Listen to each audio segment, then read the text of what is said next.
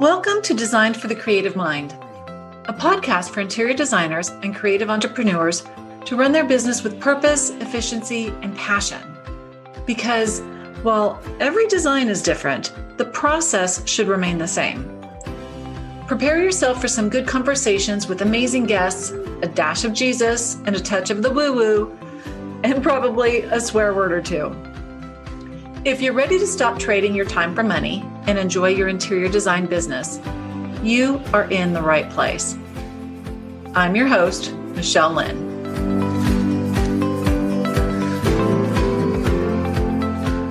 Well, hello, everybody. Welcome back to the podcast. This is Michelle Lynn, Designed for the Creative Mind. This is actually the first recording of 2023, and I'm super excited because today's topic is literally on my goals and things to get done, hopefully in the first quarter of 2023. So let me introduce you to Donna Serdula. She is the founder and president of Vision Board Media.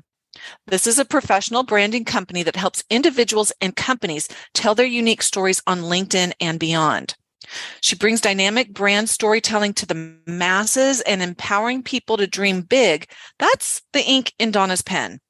It's her website, linkedin-makeover.com. We're going to talk about that in a little bit, where she and her team of over 20 writers and coaches help people collide with opportunity and transform their lives via future-forward career branding. She has authored 2 editions of LinkedIn Profile Optimization for Dummies. She's shared her LinkedIn expertise at global conferences, presented keynote workshops, and is featured on a number of high-profile news outlets. So, Donna, welcome. I'm so excited to be talking to you because my LinkedIn is in dire need. So this is perfect timing. Well, we're going to elevate that and we're going to polish it up and we're going to get people to take notice. I am so excited. So one of the first questions I want to ask, and we had kind of started touching on this before I hit record, is like, when I was in corporate back in the day, I used to use LinkedIn a lot. Then I went into this private kind of enterprise adventure as an interior designer. And I found that a lot of times the people who were reaching out to me were not necessarily individuals that were on or very active in LinkedIn. So can we start there? Because I want our audience to understand just how relevant this platform can be when used properly. And I think a lot of people, they think of, LinkedIn has gone through so many different changes and a renaissance or two. They were purchased by Microsoft, and the things. So many things have happened to LinkedIn, and yet a lot of people will sometimes think of LinkedIn from back in the day, and they think, it's a place to post your resume, it's a place to go to find a job, and that's it. Yes, but it's so much more. It's so much more now. It's so much more. So compared to back in 1902 when I used it last. In that day. What are some of the new features that have been introduced that you love? LinkedIn, it's one of those things, they've always talked about it as being this place for networking. Right. And I really feel that they've finally gotten to that point where people want to log in and look at their news feed, look at that LinkedIn feed. And I think the reason for that is they really have transitioned very successfully from being something that was purely desktop to being something that you can access absolutely on your desktop, but more and more people, in fact, the vast majority of people, they're checking it out on the mobile app, on their phones. Oh. That's how most people are, tapping in. Yeah, we are so tied to our telephones. Oh, yeah. And so one, it's the ability to pull it up whenever you want to.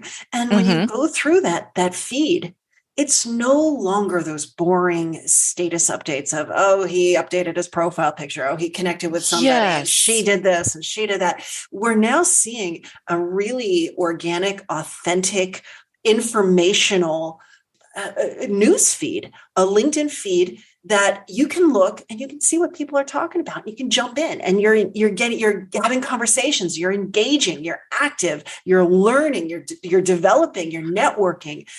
And that to me is what's really exciting about LinkedIn. Yeah, especially now because we're all so remote. Mm-hmm. It's nice to be able to just log in and do that. Well, so where I wonder is how do you start forming those relationships? Because networking, in my experience, is not just showing up, shaking hands, exchanging a business card, and having somebody call you, but it's that repeated touch per se. So how would you do that on LinkedIn? Well, with LinkedIn, the first part is strategically understanding why you're on LinkedIn. That's the first part, because, a lot of times people think, oh, well, it's just for job search. I'm not looking for a job, so I don't belong there. Or, sometimes people think, oh, you know what, I'm going to get on it, but I don't really know what success looks like. So if I never get there. Yeah. So kind of begin with the end in mind. Like, what do you want to get done? And so, for your audience, it might be, I want to make sure that I'm connecting with high net worth individuals. I'm connecting with, high level professionals, executives, people who are too busy to really, concentrate on their home, but their home is very important to them and they've got money to invest in it. Right. So, it could be just broadening that network. It might also be, I also want to really showcase my knowledge, my depth, the breadth of my services. I want to be able to really showcase the beautiful work that I'm doing, but also maybe educate people that this is something that's totally attainable and not just something that you watch on HGTV, right? Yeah. Yeah. And that HGTV is not real, just for the record. I had a feeling because it's just... But it's really, maybe it's even talking a little bit about, what is realistic and what's not, but like getting an idea of what it is that you want to talk about. How do you want to add value? How do you want to educate? How do you want to inspire people? And so it's about building the brand. It's having some these conversational topics that you want to contribute to.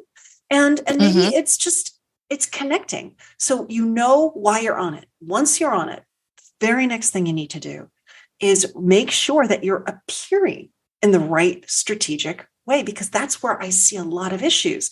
People who say, oh, I want to do this to connect with the right types of people and showcase my services, they're on it like a job seeker because they just copied and pasted an old out-of-date resume. Because that was the easier way. It's really trying to think, how can I collide with the right people and how can I tell them right message that's going to get them feeling good about me? So that is really knowing your goal, then optimizing for what they want to know about you, what you want them to think and feel. And then we can move towards building the right audience. Okay. So you said optimize, and that reminds me of like the profile. Like, how do you optimize your profile to get found to begin with, and like to stand out? Because there's like everywhere, every time you throw a rock, you hit an interior designer. No, it's not that bad, but there's a lot of us out there. But that says one thing: you're in an echo chamber, because those are all the people that you're connected to. And I will tell you this: you move into other areas, and they'll say they're far and few between. I can't find one because you're not connected to them, so they're not seeing your information, or maybe you're not even posting the information. Oh my gosh, that's so true. Yeah. So let's go back to the optimizing. How can you optimize? So I already said, you've got to kind of really understand who is your target audience. What do they need to know about you? How do you want to be portrayed? What is that story that you want to tell? And then you want to get onto your LinkedIn profile. And chances are you went in there a few years back, you found an old about section, or you grabbed an old bio, and you grabbed your old resume, and you just pasted. That's what most people do. So I'm going to say this. So you got to look at it and recognize it's so much more robust than any of the other social network profiles that are out there. Like you look at Instagram, how many, 150 characters or something? Right. I mean, it's tiny. There's no place to really tell a story there. So with LinkedIn, there's so much more space. There's so many areas that you can really talk about. And you want to start at the very top. There's the background graphic. If you see something that's kind of gray and stripy, that means you didn't even upload a background graphic. So find an image that really illustrates your brand. Which is perfect for our industry because it is so visual. Yeah. Yes. So find a beautiful image that really showcases, and you don't have, look, you can put your logo in there, but you don't have to put your contact information. You don't have to put your email in that background graphic. No one's going to see it on the mobile app anyway. And you can get that information lower, down further. Like this is more of a way of qualifying. And then the person will keep moving down. Make sure you got a great profile picture. I mean, if you're going to be walking into those selfies, no selfie, you want to look as polished, as professional, as high level as possible, because these are people who are going to be bringing you into their home and they want to feel really confident. So make sure it's recent and it's beautiful. The next thing is the headline.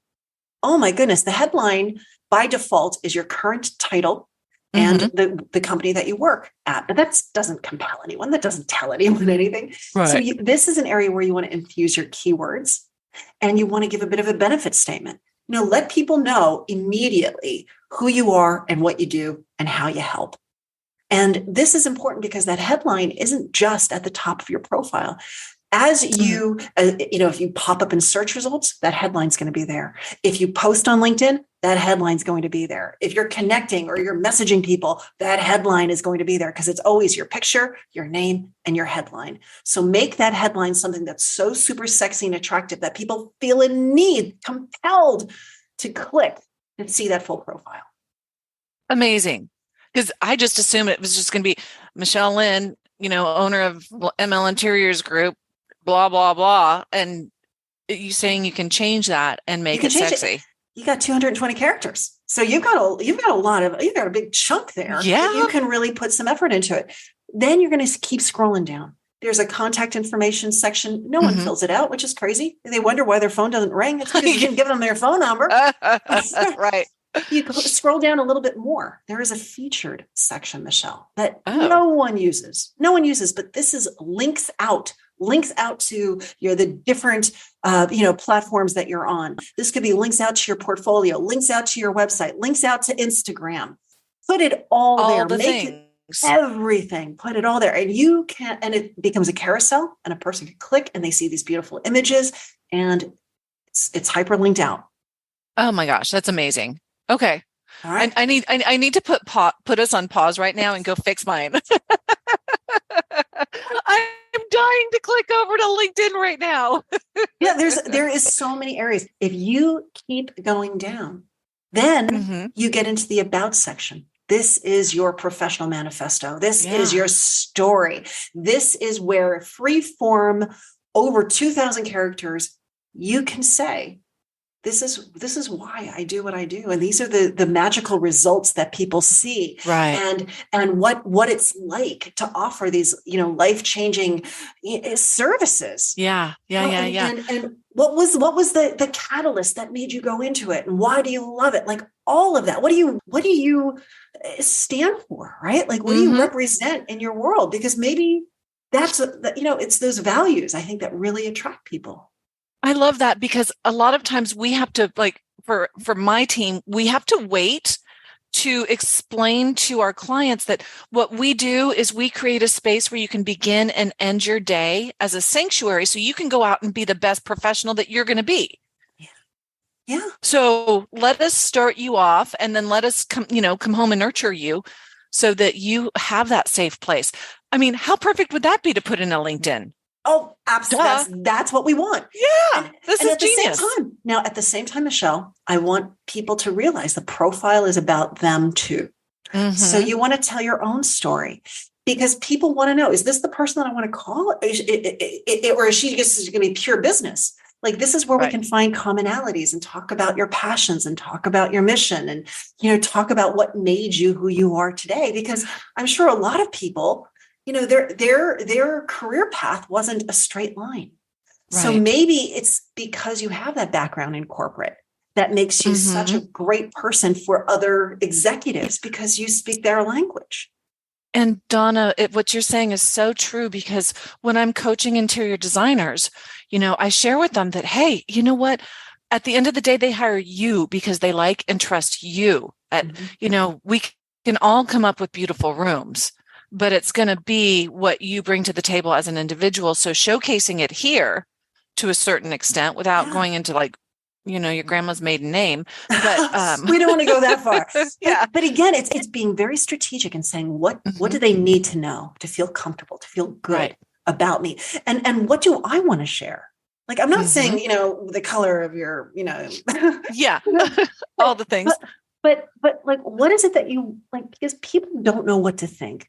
They look at you. Yes. They're asking, they're looking to see, how do you describe them? Describe yourself. That's how I'm going to think about it. So be very deliberate about that message. And toot your own horn. Like, don't be shy. Yeah. So you've got that.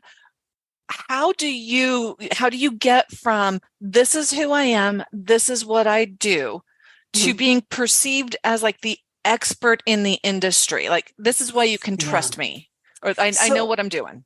So that now, as we scroll down the profile, now we come into other areas. We come in through to your experience, which is your career trajectory. And that's where you can tell that story of where you started to where you are currently. And you want to make sure that you're infusing the right keywords, because maybe it's not just interior designer, maybe it's decorator, maybe it's creativity, maybe it's, think of all, furniture and style and think of all of the different words the person might be using and make sure you're incorporating that. Is that so that they can find us, or does that give us like search engine optimization? Like why? It's the search engine optimization piece. Because a lot of times now with LinkedIn, there's two different ways of searching. There is the name-based search. Oh, I know Michelle Lynn. I met her. I really want to learn more about her. Let me type her name into the search engine. Right. It's the one-on-one. Boom. I want Michelle. Bring me up her information. Maybe it's interior designer, Ohio. Right. Or I know I've met someone. I don't remember their name, but I know that they are, and they put in keywords. So they're going to go to LinkedIn to search versus Google. Why would they do that? Because with LinkedIn, when you see those search results, you see how you're connected to the person. Right. And people like to do business with people who are already within their network, people who they know, right? But right. They want that connection. It makes it a little less risky. Yeah. Someone else vetted them. So yes. Well, it's kind of like Facebook accepting friends. It's like, I don't accept friends from just anybody. It's like, who do you know that kind of would be a mutual thing along that line? Not that I'm comparing Facebook to LinkedIn by any means. It's completely like there's apples and oranges. There's a lot of similarities anymore, but what I like about LinkedIn is it's all professional. Yes. Not taking pictures of their food and showing you what they ate. Imagine trying to bake a cake without a recipe. You kind of know what the ingredients are, but you don't know how to put it all together. After lots of hard work and trying different combinations, all you are left with is a sticky situation and a stomachache. Babe, running an interior design business can feel exactly that same way. That is why I created the Interior Design Business Bakery. This is a program that teaches you how to bake your interior design business cake and eat it too. If you don't want to figure out the hard way and you want guidance to follow, a recipe that has already been vetted, someone that has already been there and done it and will help you do it too, then check out the year-long mentorship and coaching program, the Interior Design Business Bakery. If your interior design business revenue is below $300,000, or if you're struggling to make a profit and keep your sanity, this is the only program for you. You can find that information at designedforthecreativemind.com/business-bakery. Check it out. You won't regret it. So speaking of professionals, we can attract clients through there, but also, as I've grown and looked for additional people, I never thought about going to LinkedIn to hire a team member or, Goodness, different types of business partnerships that could potentially be sitting out there waiting for you. Oh my goodness. Not only that, Michelle, but I mean, those people that are calling you that you've met that, check them out on LinkedIn, do your own due diligence and say, is this someone that I want to work for? But maybe you go on and you look at their network and then you can go in and say, hey, it was a pleasure meeting you and talking to you and working with you. I visited LinkedIn and I see that you have 5 connections that I think I could make a real big impact with. Would you be open to making an introduction for me? Donna, can you just say that for me? that sounds so much easier than it is to actually ask. Because you're right, asking it's so for asking for referrals is always hard. But if you go professionals understand that. Not only do professionals understand that, but LinkedIn allows you, if you are connected, once you and I are connected, Michelle, I'm going to be able to see I'm going to see all of the people that you're connected to. I'll see your network. I'm going to have to hire you to fix my LinkedIn profile before you actually see it. Is that possible? Well, this is so I started my business back in 2009. So I've been doing this a very, very long time. But the one thing I realized is it doesn't matter who you are. It doesn't matter what you do. You could be the best writer. You could be the best leader. You could be the best person in business development. It does not matter who you are or what you do. It's always hard to write about yourself. Yeah. To see yourself with that clarity, that focus, you can't gain it because you're so close. You're so close. So you need to reach out to someone and say, hey, professional writer, let me talk to you. Let me tell you about myself. Let me give you all this great information. And then they do it for you. It has made such a difference, just even from like hiring a website copywriter, because what we do is so familiar to emails and stuff like that. I'd never thought about it for LinkedIn, but what you're saying is it's so robust. Like it is. It's so robust. And you want it to build upon the properties that are already out there that you own, right? You don't want it to have the exact same about section from your website or the bio that you already provided. Because the person's going to be like, this stuff, right?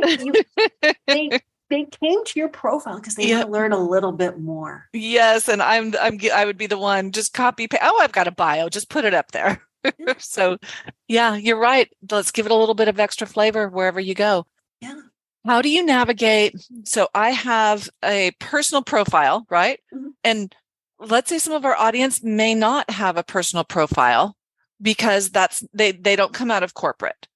How do you overcome maybe not having a lot of different backgrounds and then just hopping onto LinkedIn as a relatively new, inexperienced interior designer? Like, I don't want to wait till I have 10 years of experience before going onto LinkedIn and saying I have 10 years of experience. Right. How would you overcome that? I don't think it's anything to overcome. It's who you are and embrace it, and tell that story that says, hey, I'm up and coming. I've cut my teeth. I've worked on my own. I've done this. I've gone to school. Realize that it's not a detriment. It's not a detriment. In some ways, people want to work with someone like that who's new and fresh and up and coming. I know the audience is going to love hearing that, Donna, because it's so true. It's not a detriment. It's not an obstacle. I think that oftentimes we get so stuck in our head about that. And it's just, like you said, as you're telling your story, you can weave it in saying, I've been doing this forever. I'm just starting to get paid for it. This is my experience. I've raised and launched a couple children, so I know what works and doesn't work in a house. And, whatever your background is, tell that story and own it. And, like I said, I've been doing this for so long. And to me, it's always funny. I have one client who will say, I've been at a position for 30 years. How do I overcome that? That am I a dinosaur? Am I stagnant because I've been there for so long? And then on the flip side, I get a client who says, I've been up and down and, moving from company to company. How do I overcome that? Right. And it's not how do you overcome it? It's how do you tell the story that showcases that as, the skill, the strength, something that people need. Right? I love that. Yeah, it's a story and we all have one. Yeah. But everyone always thinks it's the wrong, it's negative, right? They always think it's like, that's like you said. No. We're so close to it. It just seems kind of blah. Yeah. Okay. So do you have a personal profile and or a company profile? So everyone has a personal profile. Mm-hmm. Everyone across the board should have a personal profile and a profile that tells your story, that explains who you are and what you do, and all of that good stuff. And then if you are, in fact, a business owner, if you represent in a marketing capacity a company, you can then create a company page. All right. And that company page is connected, right, to your profile. And when you go into the experiences and you say, okay, I am now working at this company, right, and you tag it from the drop list, that logo that you applied to the company page will now populate the company on your profile for that current experience. And it will roll and it spiders out. Yeah. All of the employees will then have that logo. So if you're looking at your profile and you're going, oh, I don't have a pretty logo. I've got what looks like a gray building. You don't have a company page, or you didn't link the company page correctly. There you go. There you go. Oh, and so what do you do with the company page? Like, do you maintain it like you do? Or does it just kind of sit there? It depends. All right. It depends. Right. I think for a lot of people, you want to have a great looking company page. You want to upload the background graphic. You want to put in your tagline. You want to put in your specialties. You want to put in your locations. You want to give a nice description of the company and who your target audience is and what do you specialize in, like all of that, really optimize it as well. And don't rinse and repeat your website copy. Exactly. Okay. Exactly. Because a person goes to your website for some information and then they may come to LinkedIn for other information. Right. I mean, heck, you might be using LinkedIn really for recruiting purposes. So maybe that what you're going to be putting in there isn't necessarily for clients, but it's for candidates, job candidates. There you go. Yeah. Right. So you want to really cater that message strategically to the audience that is going to be coming in and looking. So, but now that you have this beautiful company page and it looks lovely, what do? Now, what can you do is you could certainly start posting on behalf of the company, and you want to be getting followers as opposed to connections. Right. You can absolutely start building that up. But you might also say, hey, I'm a solopreneur. I'm a one lady show. I don't have time for my company page and my profile, Instagram and Facebook. So if that's the situation, I'm not going to say you need to be spitting out content constantly on LinkedIn as your company page. Right. I think come up with, 4 seasonal posts that, will go out. And then the majority of what you do should be connected to your personal account. Right. That makes sense, because you'll have more connections and people will see more of it anyway, versus your followers that are might be 5, including your mom. And, Okay. Yeah. And so don't get overwhelmed. And that's the other part with LinkedIn, right? Because you look at Instagram, it's like, okay, I've got to do 3 posts today and 3 posts tomorrow and 3 posts the next day. And that's a lot of content. That's a lot of content. With LinkedIn, the posts live longer. They live longer. And what a successful post on LinkedIn has is, one, it has a hook that gets people to want to read more and to dwell on that post, to stay on that post, reading it. So posts on LinkedIn tend to be a little bit longer. You want to make sure you have 3 to 5 hashtags, not 30. All right. So just a handful, 3 to 5. And then you want to make sure that you're asking your audience to engage with you. There is a call to engagement. Yeah. Ask them for their input, ask for their opinion, ask for their help, because posts that do well on LinkedIn are posts where people are liking and they're commenting and there's conversations that get bumped place. And boosted and like more eyeballs on it. Yes, they do. Yes. When you get that engagement. So if you just put a post out that says, hey, check out this living room I just, beautified. Crickets. Yeah. But what color scheme, like maybe post 2 pictures. Which color scheme do you prefer? Yeah. The purple or the orange? And suddenly people are now compelled to say, oh, I definitely like the purple. That sounds like a pretty easy recipe. It sounds easy. But it does take time because LinkedIn wants quality over quantity. That makes sense. And so what I would say to your audience is, maybe look at the posts that have done really well on Instagram and maybe start to repurpose one a week on LinkedIn. You don't have to do one every day. I mean, if you can do it. I mean, come on. But I'm talking to that average, normal, everyday person who has their family and they have their company and they've got their clients and you gotta, it's real life. Yeah. And so what's real life? If you could do one post a week on LinkedIn, you're doing better than 90% of the other users on LinkedIn. That's fantastic. I love that. Okay. Well, Donna, I love talking business and it's like my love language, but I also like to have fun. So everything you said is just so spot on in regards to as a business owner, this is what we need to be doing. And this is a new platform that is going to provide results when done consistently. Yeah. Okay. Well, let's hop into this next segment. It's a little bit of, this is the fun. And then when we're done, I will make sure that you can share where people can find you. So I'm going to hold them hostage for now and ask you, Donna, what is your favorite ice cream? Mint chocolate chip. Oh, yum. Oh, gosh. As we get hungry. What is your favorite book?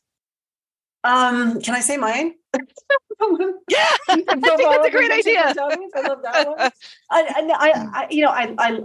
I love all books, but I do love Tim Ferriss a lot. So I love his, the 4-hour, Body and 4-Hour Chef. I love all of those. And I love Napoleon Hill. I love I love all those books. So any business book. Got me. Okay, so I just started reading one. Have you read Traction by Gino Wickman? Haven't. Oh my gosh. This is so good. And it just kind of takes you outside of your business, gives you a 30,000 foot view. Because like we were just talking about with like telling our own story on LinkedIn, we feel like we know our business so well, but there's different ways to look at it. So that would be a recommendation as well. Okay. Love it. I love books too. So just got off course there. Okay. So if you won $10 million tomorrow, where would you spend it? What would you do? Oh my goodness gracious. $10 million. I would buy a house right on, like by the shore, by the beach. Yeah. I would definitely do that. I would probably put it towards education. Some more books. I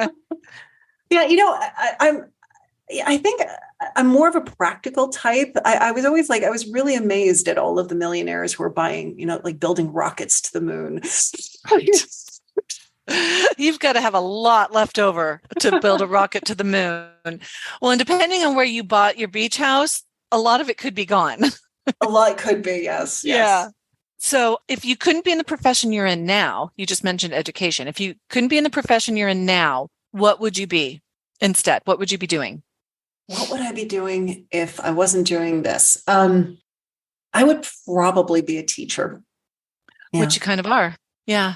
Yeah. Yeah. My mother was a teacher. My sister's a teacher. My grandfather was a teacher. So in some ways, I'm still a teacher, right? Mm-hmm. Yeah. But I think I would never be able to truly not be doing that. I understand. That. Yep. Yeah. I completely understand that. Okay. What is one thing people would be surprised to know about you? My husband, when I get his birthday cake made, it will say, "Happy 14th birthday." How strange is that? He was born on leap year. Oh, that is greatness. Oh, that is so fun. A little odd. I know. I had to stop and think. If you guys could see the video, I was very perplexed. That's why I stopped. It was that is greatness. Okay. When was the last time you laughed so hard you nearly or did pee yourself? had two 10-pound boys, Michelle. Too often. Hey, why? Well, if you're laughing really hard, that's a good thing. It's when you're doing jumping jacks and walking up the stairs, it's completely different. We're always laughing. With my company, we're always texting and back and forth. My son just celebrated his ninth birthday, and we went to Giggleberry Fair, which is like, what a great name for like a little arcade. Yes, that is. And you have all of these kids. It's like, I don't know, every day I'm laughing. Every day I'm happy to be I don't want to call myself an entrepreneur, but to have my own company, to be helping people, to be making a difference. I'm always laughing and happy. I love that. Life is it's too short otherwise. Mm-hmm. It's a blessing. All right. Last one. What is your favorite productivity hack? Oh, Calendly.com. Oh my gosh. That changed the nature of my business. So if people don't know, it's really it's a calendar app. And, rather than say, hey, let's talk, give me some times that work. And then, there's that never ending back and forth. It's just here, click this link and schedule a time. Yep. It makes a huge difference. And I do believe that with business, it is forged in those real world connections and relationships and conversations. I mean, you can start off on social media, you can start off on LinkedIn going back and forth, but it really doesn't cement until you've had that real, conversation. Yeah. Even more so than email, because email can go back and forth, but just a face-to-face or a telephone call, huge difference. Yeah. So to me, the faster you can bridge that gap and start talking to a person, and, I use Calendly. There's a slew of tools like that. But I really think to be able to say, book some time on my calendar and let me make it as easy for you as possible. Yes, I agree. Love it. Love, love, love it. All right. Well, Donna, thank you so much for being on the show today. I've really enjoyed this conversation. It's so, like you said, it's so nice to just connect and share your expertise. And I know the audience has loved everything you've said too. I'm sure they're scrambling and taking a bunch of notes. Tell them how or where they can connect with you. I'm sure you're on LinkedIn.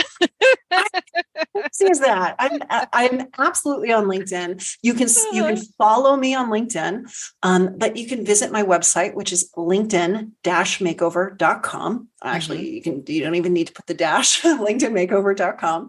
And I will say this, I do things very, very, I think it's rather unusual. One, I give away a lot of information. So check out the free resources. I have a LinkedIn headline generator that will generate a beautiful headline. I have a LinkedIn post idea generator. So if you want to start getting active on LinkedIn, but you don't know what to, write about, what to be posting, I give 3 ideas every day.